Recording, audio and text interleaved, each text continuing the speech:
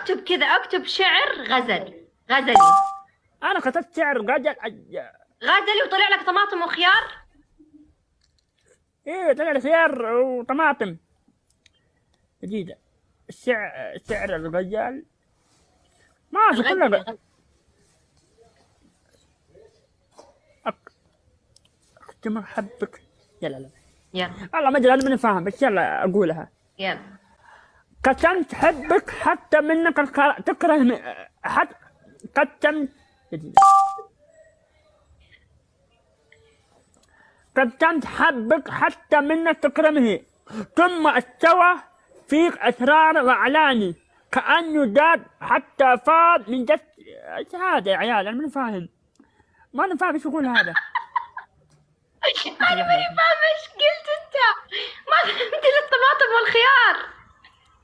يا بنت انا هنا مكتوب انا